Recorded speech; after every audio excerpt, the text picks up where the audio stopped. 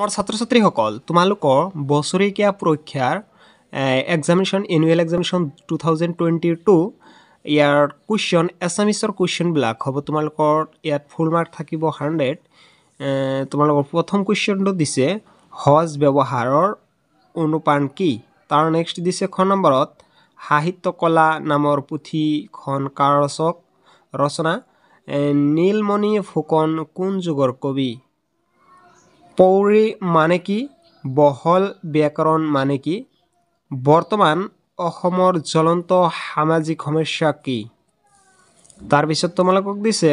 2 নম্বৰৰ কুৱেশ্যনবিলাক ইয়াত দিছে যিকোনো তিনিটা বিনয় ভাৱত দান কৰিব লাগে বুলি জ্ঞানীসকলে কি কৈছে জীৱ জন্তুৰ আচৰণত কিদৰে সময় নিৰূপণ কৰিব পাৰি উৰা বাতৰি মানে কি জয়ন্ত মাধৱ বৰাই কোন চনত কোনখন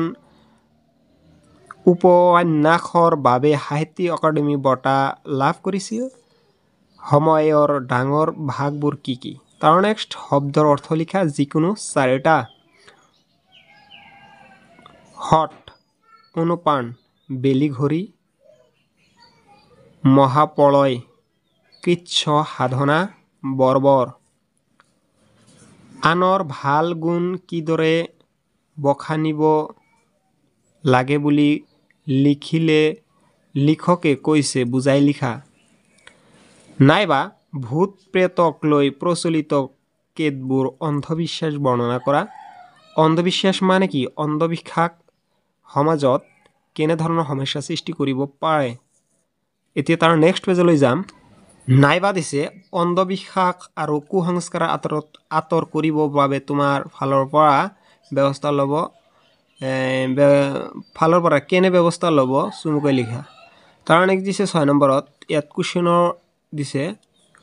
তলত উল্লেখ কৰা যিকোনো এছুৱা প্ৰসংগ সংজ্ঞাই ব্যাখ্যা কৰা ইয়াত দিছে 1 আৰু 4 মিলি 5 মাৰ্কৰ কুৱেশ্যন এলেহুৱাৰ দিন নোপোৱাই নাযায় সময়ৰ টিকিনিডাল হেনো আগফালে তাৰপিছত অতি চমুকৈ উত্তৰ দিয়া যিকোনো তিনিটা 1 মাৰ্কৰ কুৱেশ্যন 3কে তাৰপিছত দিছে শিশু লীলা কবিতাৰ কাৰ বৰ্ণনা কুণ্ডৰ কথা কোৱা হৈছে প্ৰতিমাখন খনিকৰ কোন হীৰেন ভট্টাচাৰ্য কি কবি হিচাপে জনাজাত দৰ্শন মানে কি মহাপুৰুষ শংকৰদেৱৰ কোন চনত জন্ম হৈছিল চমুকৈ লিখা যিকোনো তিনিটা 3 মাৰ্কে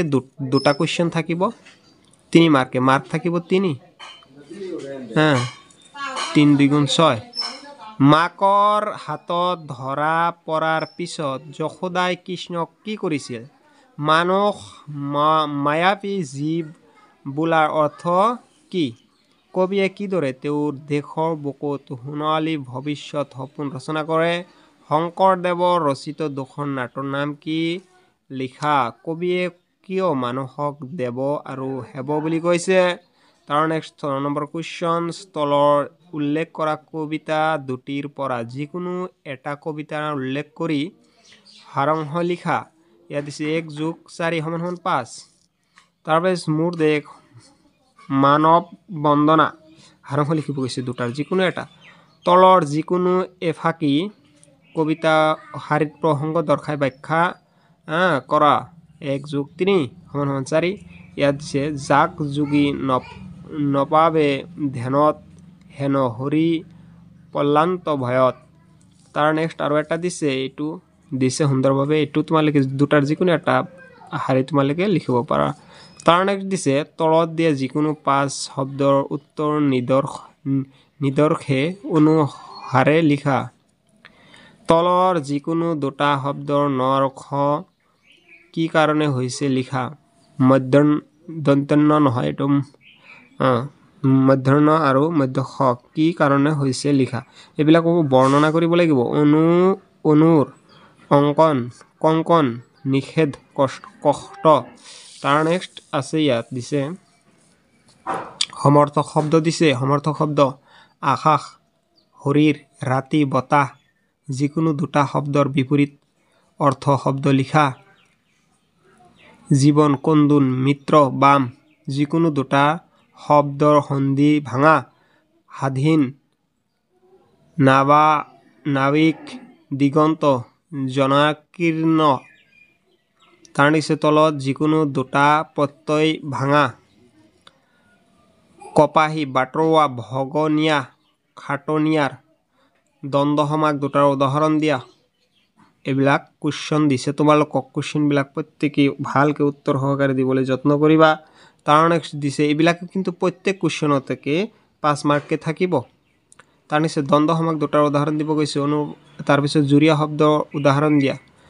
তাৰ পিছত তোমালোকক দিছে ইয়াত 4 মাৰ্কৰ কাৰণে দিছে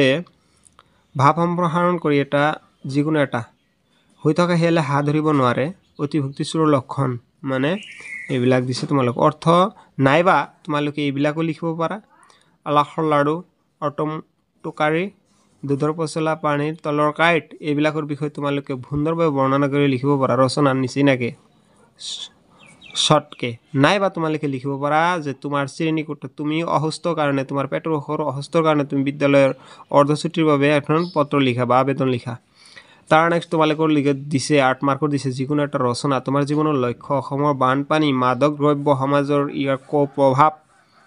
উপৰঞ্চি সাহিত্যিক বৈচিত্ৰ্য অসম বৈচিত্ৰ্যময় অসম ইয়াত যিকোনো তোমালোকৰ এইবিলাক যদি নাই মোৰ চাগে উপৰঞ্চি সাহিত্যিক চাই লওক নিশ্চয় এইবিলাকো তোমালোকৰ লাগিব ইয়াত দিছে তলৰ যিকোনো তিনিটা প্ৰশ্ন উত্তৰ দিয়া আহোমসকলৰ জীৱিকা সম্পৰ্কে এটি চমু আভাস দিছে আভাস দিয়া তাৰ পিছত কাৰ্বি যুগৰ মহোৎসৱ কেতিয়া আৰু কোন চনত অনুষ্ঠিত হয় কোচ ৰাজবংশী সকলৰ গীত মাত সমূহ কি অসমৰ দক্ষিণ প্ৰান্তৰ জিলা তিনিখনৰ নাম কি অসমৰ কোন লোকক মৰিয়া বুলি জনা যায় তাৰ পিছত তোমালোকৰ দিছে চমু টকা লিখা যিকোনো দুটা ইয়াত 2 ৰ লগত 2 মানে 4 2 + 2 যিকোনো দুটা তুমি লিখি দিবা সতী জয়মতী